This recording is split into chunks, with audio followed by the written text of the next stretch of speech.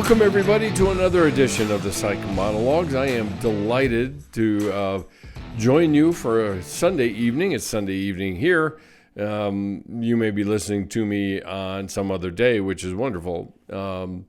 But all that to say, I am Dr. Ray Mitsch, your host. You're listening to the Psych Monologues, and it's a podcast that looks at the intersection of faith, psychology, and spiritual formation, talking about specific issues within that area. It is geared, primary audience is geared for the younger generation, quite honestly. I know that if you're watching the video, you can say, wait a minute, what do you have to say to them? Since you're part of the older generation, whatever that is. And I'm not going to throw euphemisms out or anything like that. I've spent 15 years or actually more of my time talking to young people.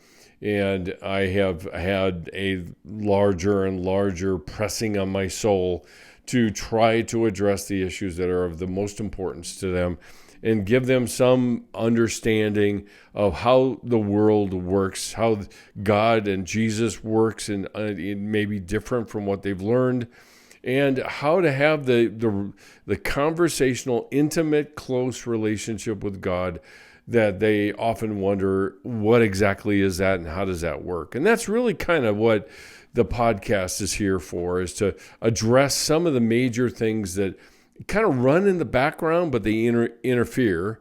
And that's what we're going to look at tonight, is some of the barriers to God.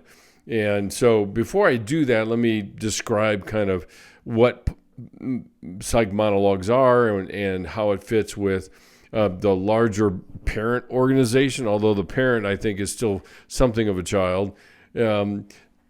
SGI, or Stained Glass International, is what Psych Monologues has been linked up with. It's the voice of SGI. And our mission here is to equip, encourage, and empower the next generation of Christ followers to live authentically in relationship with Jesus, themselves, and others. And that's the key kind of overarching vision of what SGI was created to accomplish. Now, like I said, SGI stands for, is the shortened version of Stained Glass International. Stained Glass International came out of a understanding that I have come to over the years in how we tend to hide behind the religious image of a stained glass. And so we're hiding behind that, looking good, saying all the right things, but never being entirely known. And that's what we want to try to change. So the implementation point, if you will, of SGI is to establish what I call outposts for the heart and communities for the soul, some place that people can walk in, like an outpost that is a place of safety and sanctuary. You can take your armor off. You can take your weapons off. You can take your mask off and be known as you are, and be able to be with other people that are doing the same, and wrestle through the key issues that are part of your faith and your relationship with God. And you can count on the fact that you're going to find people in these outpost groups, and certainly that's the hope, that will say, instead of, let me tell you how to think and what to do it differently, but more a matter of, yeah, me too. I've been there as well. It's really hard. Tell me more of your story so I can understand what your journey is like. That's a bigger issue. We get so taken with trying to correct other people, we forget how to connect with them. And outpost groups are a practice field to be able to do that in a different way, and to experience the kind of connection and intimacy that I think many of my students would attest to in some of the groups that we have, even at CCU, around a couple different classes that I teach. So that's the goal, is the outposts for the heart and communities for the soul. The other outgrowth of that is the sponsoring and leading of silent retreats for young people as well. We just did one and finished one last weekend that I spent some time talking about in the last podcast. And we've got another one coming up. And so we still continue to be in fundraising mode, which is really the life of a newly formed organization, is creating and finding people that can partner with us to be able to support our ministry, to create these groups, to continue to fund these retreats, make it possible for young people to participate in them, because it is far from cheap. And so, I'll talk a little bit about that at the back end when we get to it. So what are we talking about tonight? I have been talking about with three different kind of series tracks, if you will. One track has been, what are the barriers to God that we experience? And we looked at a word, and like I said, I've been saying all along here, is it may not be the A word that you think, but last time we talked about anger, and tonight we're going to talk about anxiety and the role that it plays in getting in the way and complicating and making it more difficult than maybe it necessarily has to be in our relationship with God. So we'll look at that. And then the other track is the broken people of the Bible. You know, many years ago when I was a kid, there was a book that was circulating in which President John Kennedy was featured. It was called Profiles in Courage. And he was a PT boat captain, and his boat and his crew were in danger. I don't remember the exact details of it, but he ended up swimming to get help for his boat and his crew. And so he was definitely a hero for sure. But it was called Profiles in Courage. Well, what this series is a little different. We love to build up and what I want to say, venerate even the courage and the heroes of our time, but we don't really connect with them all the time because they do things that we wouldn't necessarily do, right? What I want to look at is profiles in brokenness, because brokenness is where we live. This is the stuff that we wrestle with day in and day out. I'm not talking about massive brokenness types of things, but in our relationships, we bump into issues, and those issues are part of our brokenness that we need to understand and embrace so that we can participate in not only identifying and being clear about what it is, but also participating in the redemption of that area of our hearts. And that's that's the second one. And then the third one is, what does the spiritual journey actually look like? How can you participate? Where are you in it? Not to create this tension that says I should be somewhere other than I am. That is not helpful. I think we have to figure out how to live fully human where we are and in our spiritual journey, and what that actually looks like, and the things that are important to keep in mind. So those are the three tracks. We're going to focus in on barriers to God that are related to anxiety. Now, one of the things I want to make sure I say right out of the gate here is it would be really simple, and it would probably be easier for you, the listener, if I just focused on giving you information about anxiety, right? Because and a lot of people have already heard a lot of that anyway. And I could do that. I certainly could. But the sole purpose of the psych monologues is not to just give you more stuff to know. It is to give you the kinds of stuff that would challenge you to grow, to integrate with the things that I talk about, so that you can bring the stuff of your being into intersection with the stuff of what you know. Because we get over bloated in the knowledge box and we get impoverished in the being box because it looks so big to us. It looks so just impossible to overcome. So the caution here is I am not going to give you 10 quick steps to overcoming your anxiety. And if you're looking for that, maybe your heart jumped a little when you heard that was the topic. This is probably not the podcast for you, not to mention I'm probably not the person for you either, because I don't do much with steps and formulas. I do a lot with and talk a lot about relationship and trust. And that's part of this big issue that we're talking about with anxiety. So that's just one caution getting into this that I want to make sure you understand that I'm not going to just dispense more information. We are awash in information. There is very little talk about integration of what we know and what that means for us day in and day out. So, all right, get that out of the way. One of the things we have to do whenever we're talking about anxiety is to do a quick differentiation and be clear about what it is we're talking about, because anxiety as a term has grown in its comprehensiveness. And so you can have people talking about being anxious, and from a clinical point of view, they're not. They wouldn't fit the categories of that.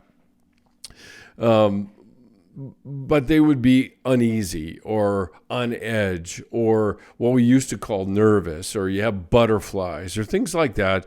And is it a form of anxiety? Yeah, far, far, far lesser form. I think we tend to think more dramatically than that when we talk about anxiety. But I think what we have to do first and foremost is differentiate between fear and anxiety.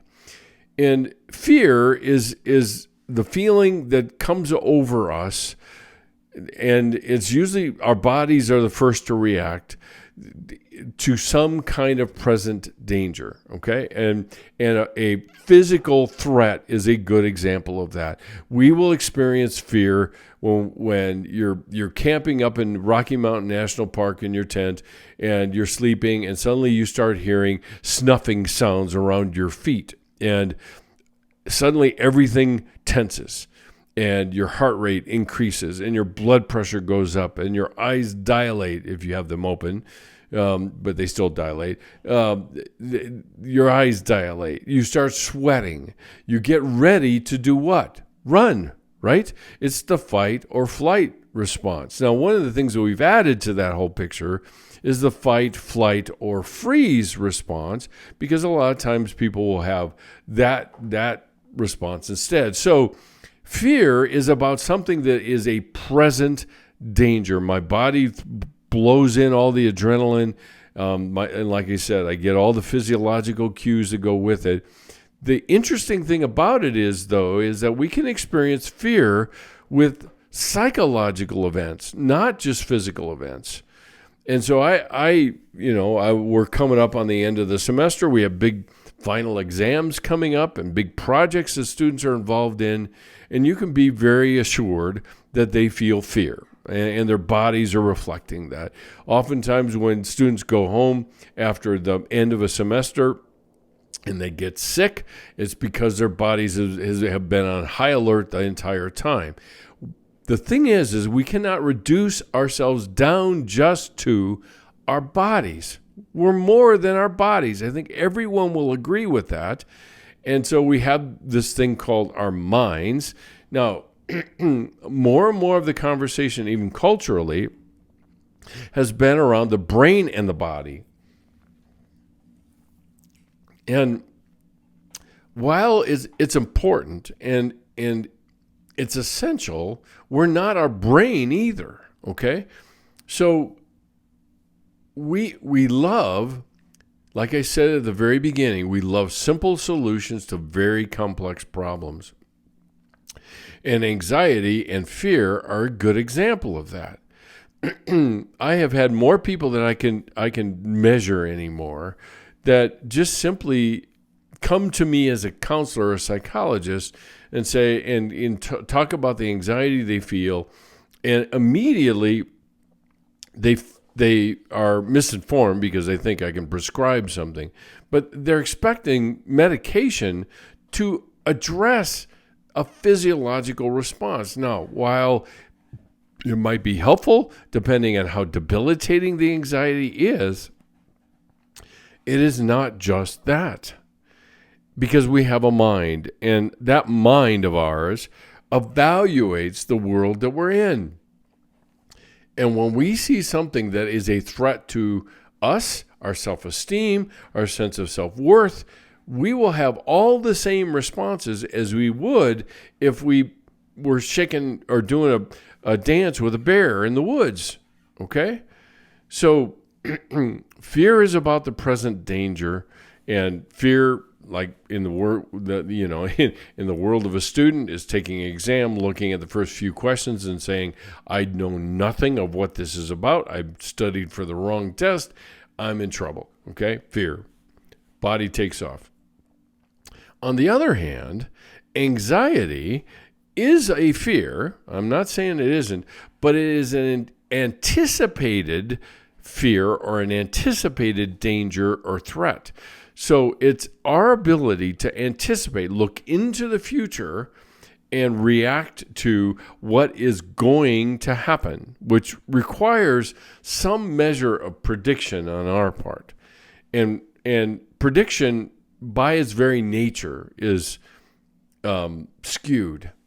Let me put it diplomatically. It's distorted because it's usually in favor of whatever it is I'm feeling at the time, that I will evaluate that future event as if nothing happens between when I'm looking at it and when I actually experience it. Okay? So anxiety is about an anticipated danger or threat, be it emotional, be it physical, whatever it might be, and that's when anxiety starts to show up. Ultimately, the real cause, if you really want to know, people love to ask the question why. Sometimes the question why is a great distraction from what I am experiencing and labeling it for what it is. But be that as it may, the real cause of anxiety, and listen to this, because I lifted this from Psychology Today, and it caught my attention because of how they described it. Because you would have thought, for me, being in the world of psychology for as long as I have, I would have expected them to talk about the cause of anxiety as brain imbalances or brain chemicals or body physiological responses to threat, things like that. And they didn't. And this is what they said, and this is what caught my attention. The real cause of anxiety is being human with the capacity to imagine the future. Now, let that sink in. The real cause of anxiety is being human and have it with the capacity to imagine a future. So if I spend my time looking for ways to medicate this anxiety, I think it's legit to say that I'm trying to medicate my humanness. Now, let's be clear, okay? There is anxiety that is way over the top and, like I said, debilitating. It dominates somebody's day. It dominates their behavior. It is dysfunctional, distressing. It has all of those things that we would expect for an anxiety disorder. I got it, okay? But the other side of that coin is being human is inherently anxiety producing and provoking. Why? Because I'm limited. And, might I say it, I'm broken. And at some level in my being, I know that I am. And that's a problem, because I can imagine a future where I may not be broken, and I see myself in a state where I am broken, and I say, something's dramatically wrong. And the worst thing we can do is say, something is dramatically wrong, therefore I am wrong. And that takes us into an even bigger topic of shame. So they go on to say this: it finds fertile ground in uncertainty, and there is much uncertainty in the world these days. That is probably the most profound statement I have ever read in Psychology Today. And I've been reading it for a long time. But it really is quite true in terms of the key issues that are related to anxiety in us, okay? And it says, fertile ground in uncertainty. And there's much uncertainty in the world these days. Boy, is it ever, right? We don't know what we're going to wake up to in the morning. We don't know whether we're going to wake up in the morning, right? To be really bluntly honest, we don't know. I don't know. I hope I'm given the gift of another day, but I don't know that. So anxiety is inherently part of us, of being human, and human with limits, humans with a certain level of responsibility, not unlimited freedom and unlimited responsibility. Excuse me. So it's a part of that, and it's important to understand not all anxiety is pathological, okay? Just because I experience anxiety doesn't mean that I'm experiencing an anxiety disorder. I can be anxious, I can be a little nervous about sitting down in front of this mic for what I might say. And I do some planning, but I don't do a lot because, unfortunately, I have plenty to say when I sit down in front of this thing. And anxiety is one of these areas that I have spent a lot of time talking to people about.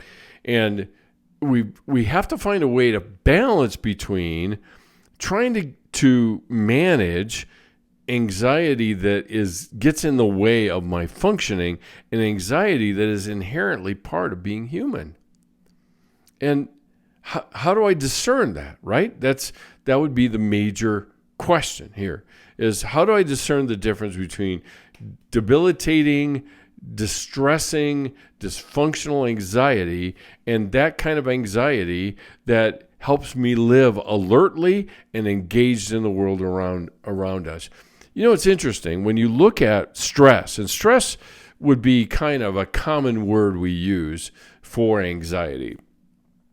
But when you look at stress and you look at performance in athletes, we've got, here in Denver at least, we've got, three major sports teams playing right now. We've got the Rockies in baseball, we have the Avs in hockey, and we have the Nuggets in basketball.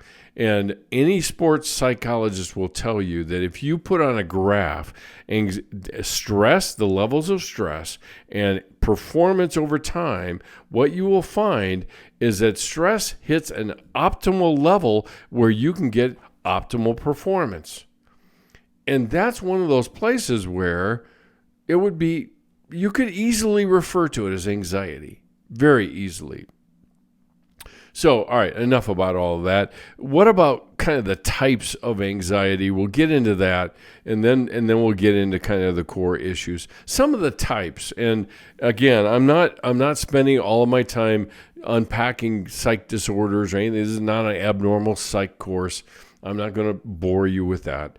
But two big areas, at least, of anxiety that shows up in people is what I call ruminating. All right, if you're familiar with that, ruminating actually comes from cows. We can thank them for ruminating. And they do that because we see them standing out placidly chewing their cud. Well, I'm not sure you want to know the backstory to that. They have bacteria in their various stomachs, and they swallow their food. It does the job, and then it brings it back up, and they chew some more, and so on and so forth. So it's a very vivid picture of how we ruminate on certain thoughts, right? We run over them over and over and over again. And ironically, the same results come out of the spin that we're in.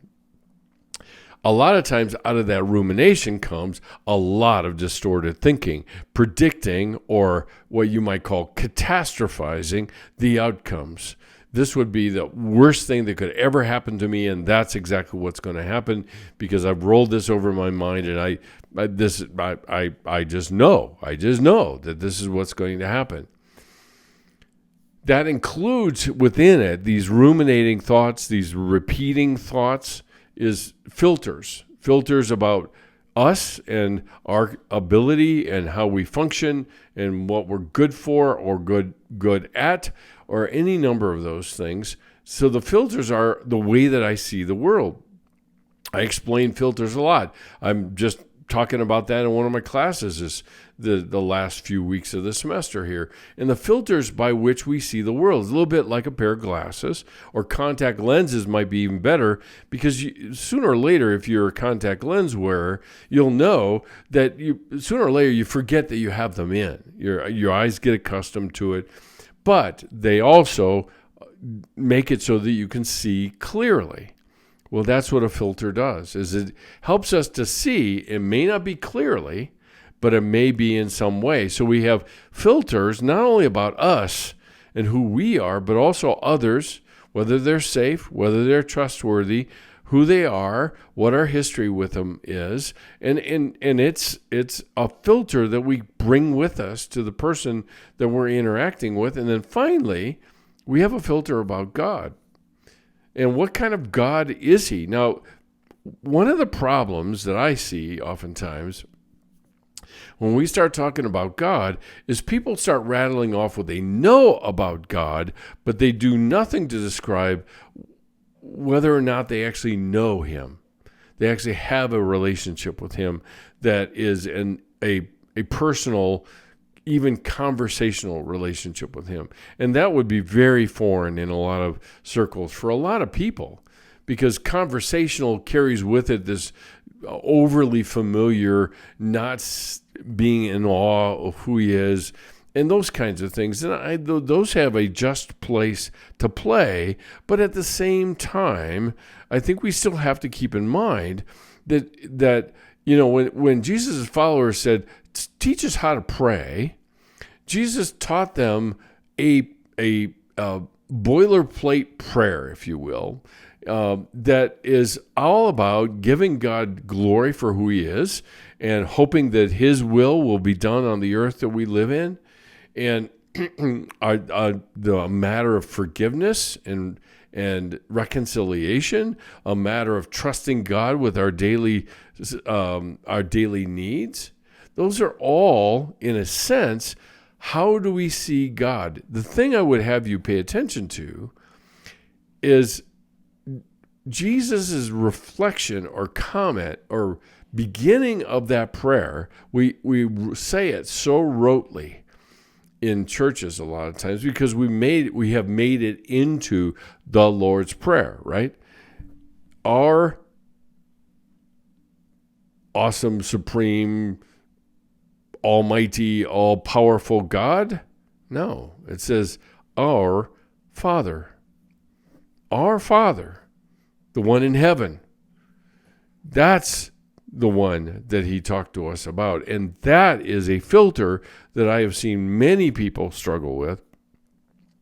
And sometimes it's because their earthly fathers have been so damaging to them.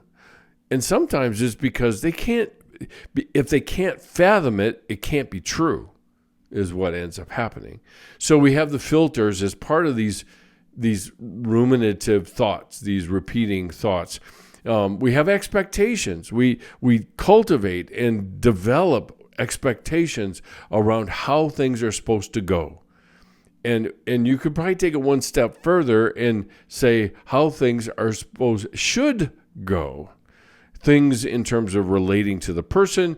I sit down have a meeting with somebody. I have certain expectations about how they're going to behave, or how they're going to be, the questions they may ask, how they will relate to me. See, all of those are embedded expectations that oftentimes I don't even identify. Now, if you hear people walk out of a meeting and say, well, that sure didn't go the way I expected, it's a classic example of we don't spend a lot of time paying attention to what our expectations are. And those expectations feed our anxiety. They feed that because they harden into this is how it should go. And if it doesn't go that way, something wrong or something bad is happening. And then finally, last but not least, within this kind of ruminating, distorting thinking category is just implicit demands that we make of people. And in a lot of cases, people interact with other people in terms of what they will do for them rather than simply knowing them. Now, granted, in the world of business, in the world of interactions, there are functional relationships that we have. But at the same time, there's still a person that's embedded in there that if we spent the time to get to know them, actually we probably could collaborate with them even more powerfully. An interesting lesson I learned many, many years ago, many moons ago. It was after, or not too long after a major accident I had.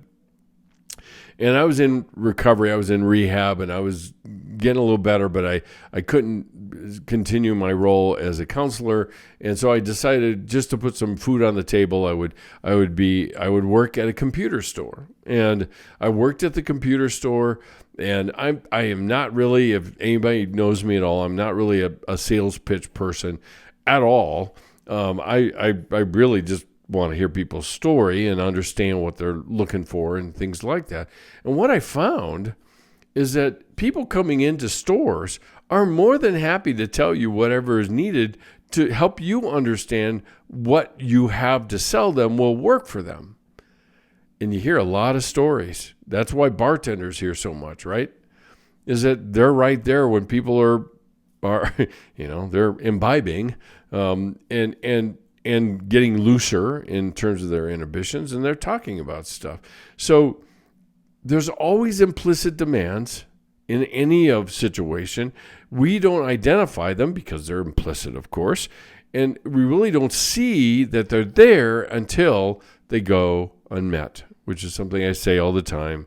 Oftentimes we don't know we have expectations until they go unmet. Now, the second big category are rituals we tend to do, things we tend to do over and over again to lessen the amount of anxiety that we feel in terms of whatever the outcome is. And so you can have people that are very driven to do all the details. As a matter of fact, they get great pleasure, and I'm thankful the world has them. I am not one of them, but they take great pleasure in detail work and implementation and doing things. But there's sometimes, not always, but sometimes there's this little engine running in the background that if they don't do it, something bad will happen. Now, they never identify what the bad is, but that's what drives them along. You all the way up to rituals that are cleaning rituals or checking rituals or other things like that. That's more in the world of out on the extremes with some of the disorder behavior that we sometimes see. But there are lesser eccentricities that people engage in. And ultimately, the engine behind those, we call them compulsions, the engines behind them is anxiety. Treating the compulsion is really only part of the issue. It's the anxiety underneath it all. So that's about as far as I want to go in terms of the diagnosis stuff, if you will, since that's not what I want to talk about. I want to get back to what Psych Today said in that definition that I shared with you. And the one big issue that drives along our anxiety is uncertainty. And we hate uncertainty in all areas of our lives, whether it's about ourselves, whether it's about our relationship with other people, whether it's our relationship with God, all of it, we hate uncertainty. And you know how we overcome uncertainty is we create certainty. We create order. We create rules to manage the uncertainty. And uncertainty equals anxiety. Certainty equals calm. Simple formula. But if I am in a constant pursuit of certainty, then I really don't need to engage in anything called trust.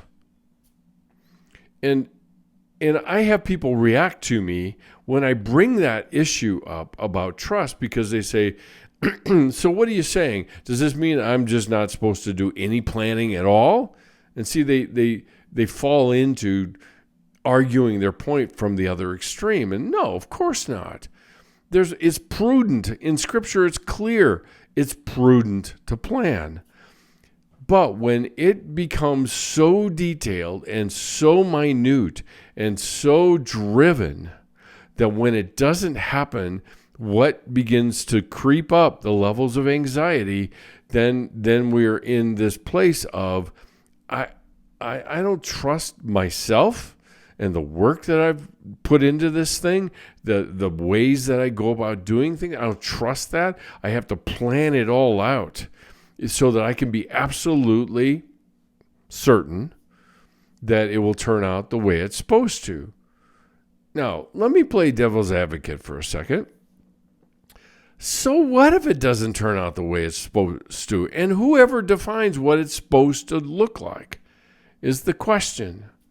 Because we spend so much time planning the details and outcomes that we miss the relationship and we miss actually the life of faith. Because faith resides in trusting God's heart for us. And we're not going to know it all. We are not going to know it all. And that is so unsettling to us because we're given a subtle message. You need to know all there is to know. But see, let me go back to something I said in the last podcast. Knowledge does not equate to the fullness of being. It doesn't equate. It's not the same. We have a lot of people running around, and Christians in particular running around, with a bloated knowledge and are impoverished in being. Because being is doing nothing. It is wasting time. It is engaged in activities that don't produce. But somehow we bought the idea that production is the only thing that will reduce our anxiety about future outcomes. And while that some of that may be true, it's not the only thing that's true. And how do we cultivate trust in our lives of a God that says, address me, God of the universe, awesome, mighty, sovereign, powerful, etc., God of the universe, and says, refer to me as friend, refer to me as Father or Abba. So certainty is the enemy of intimacy.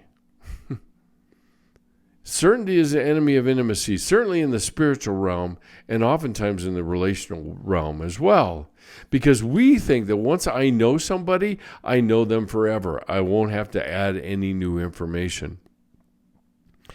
And that's a death knell to the relationship because people change and they have circumstances, other things that come in and show different sides of them. And if I'm trying to make the world so certain, I am not going to allow for the world of creativity that I'm surrounded by if I'm willing to relax and not demand everything be nice and neat and tidy and boxed together. Okay? So certainty, as the definition made clear, is one of the issues. The other issue, which you cannot run away from, because I mentioned trust, right, is control. And control is so pervasive that we just simply don't think about it anymore at all. We pay no attention to it at all. And control is not just being controlling. Control is a way of thinking. It's a way of understanding the world, and we see it in if-then terms. If this happens, if I do this, then this will be the outcome. And I want that outcome, so I will do whatever is necessary to get that outcome. And it tempts us, not always, but it tempts us into manipulating to get our outcome rather than connecting to be in relationship with somebody. Because the minute I start manipulating somebody, they become an object or a means to an end. And it's exactly where we get the word objectify, is I turn them into a tool, of course, all the while me becoming a tool because of just using people to some end. So control, we have given it a bad name, if you will, because obviously one of the fruit of the Spirit is self-control. It doesn't say other control. It says self-control, which means that if I am going to try to dispense with control in my relationships, then I'm going to have to allow for freedom and choice. And I spent some time talking about that as well. So control, and then last but not least, and certainly by no means the least, is trust and vulnerability. And I've already talked a little bit about these, but we measure a lot of our interactions with people in terms of the level of vulnerability we try to avoid. And I'm not sure we see it that way. The interesting thing, and just a little, I think if you listen long enough, you know I'm kind of a word nerd about these things, but the word vulnerable comes from the Latin word called vulneros, which means capable of being wounded. So when I am vulnerable, I am opening myself up to a potential wound. The question is that potential wound reason enough to open myself up to the other person or even to God? Let's be clear. And that's why anxiety is such a barrier to God, because if I am going to be in control, then there's only one God in the universe I'm concerned about: me. Not the God of the universe, because guess what? The most annoying thing about God is he's uncontrollable. He is uncontainable. While we can all nod our heads and say, yes, indeed, that's exactly true, we spend a lot of time trying to create the certainty and the level of control that makes us comfortable. And that's where anxiety gets in the way of our intimacy with God. Because if I trust God, I may not always get an answer, but I will get him. I will get him. And I think if we were to be bluntly honest, at times we would say, sorry, that's not enough. I want my desired outcome. If you come along with it, great. That's icing on the cake. But my desired outcome is what is the biggest deal. Now, again, there are lots of things we don't ever say. And I try to make it my job to say them so that you can identify for yourself, is this the pattern of thinking I have fallen into? And again, one of the biggest challenges of a episode like this is I'm telling you all sorts of things that you can stuff in your knowledge box and just tamp it down and put more in there and say, oh, now I know the core issues of anxiety and I know what I don't want to do and blah, blah, blah, blah, blah, blah, blah. But how does it impact how you're going to be in relationships? In relationship with yourself, like being patient because you're human, not excusing sinfulness. I am not talking about this. And most of the time when I start talking about being human, people think I'm excusing sin. I'm not.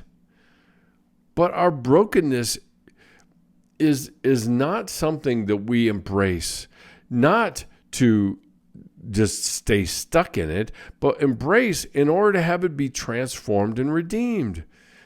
And I think if you're anything like me, there are areas we've cordoned off from God. It's like, yeah, you can have this, you can have that. I'm good with that. But this, nope. You are not allowed in here, which is hilarious, right? Really. But we delude ourselves all the time when it comes to this. And so our desire and even demand to live anxious-free lives stand in the way of an intimacy-soaked relationship with God. And that is downright frightening. It is. Let's just call it for what it is. Being that intimate with God is frightening because we're exposed. We are vulnerable.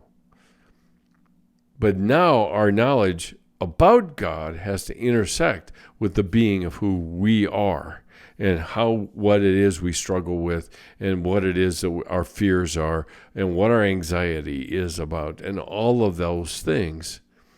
And again, you spend time having a conversation with God later in the night about the anxiety in your life. Is it to be known and know yourself in God's presence? And you say, well, God already knows.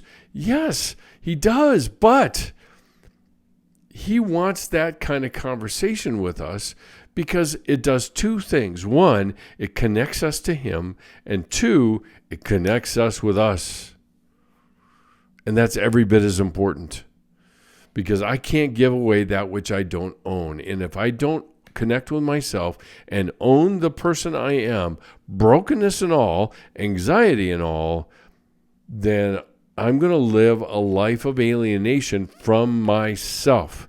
And it's a short leap to my alienation from God.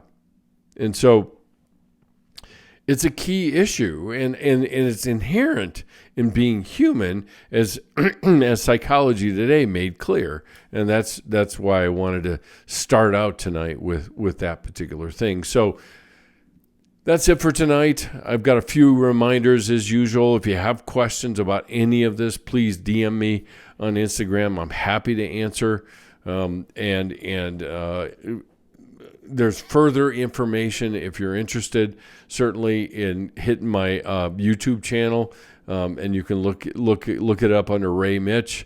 And there's all sorts of resources there and videos for you to look at in any one of these areas that I tend to talk about.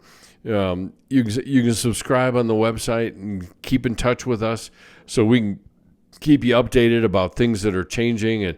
And there's a fair amount of change coming this summer because we're going to start building out SGI, at least on the web, for a meeting place for people to connect with one another. If you're interested, there's a digital devotional on the website as well that you can subscribe to, and you can subscribe at whatever rate. It's all a donation to support and further the vision of SGI. So the devotional is called Setting New Boundaries. It's about relationships, and it looks at various elements and facets of relationship that you can look at. It comes to you every few days and reminds you of the key issues that go along with that. You can get it for a whole year for $50, and that would be a donation for SGI. Or you can do $25 for 6 months or $5 a month, and then you can bail out after the first few months if you're not interested. So please do that. That's a great small way to support what we're trying to do in SGI. Also, you can follow us on any of the social media outlets of Instagram, Facebook, and LinkedIn. And the podcast itself, one of the ways that we can extend and expand our reach with the podcast and SGI is if you follow us. If you follow us on Instagram, or you follow us on the podcast itself on Apple Podcasts or Spotify or wherever, that just extends our reach. It extends the stuff that we're talking about to people that are struggling perhaps in their relationship with other people and themselves and God and all of that. So if you want to partner with us, you can partner with us and help us to continue to grow the scholarship fund, the overall mission of SGI. We have a specific need that I've been mentioning, because it takes a fair amount of money to put together the kind of vision of a digital community that I have in my head, and we need help. And so pray with me, if you will,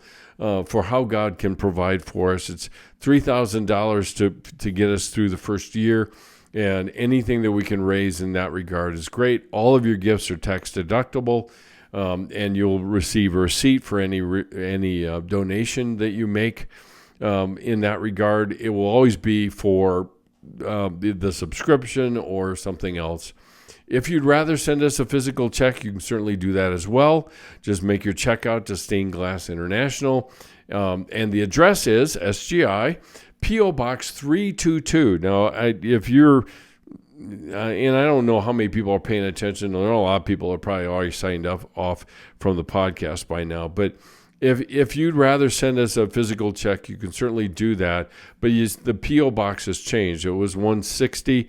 Now it is 322. So P.O. Box 322, East Lake, Colorado, 80614. And so you can do that as well if you're interested.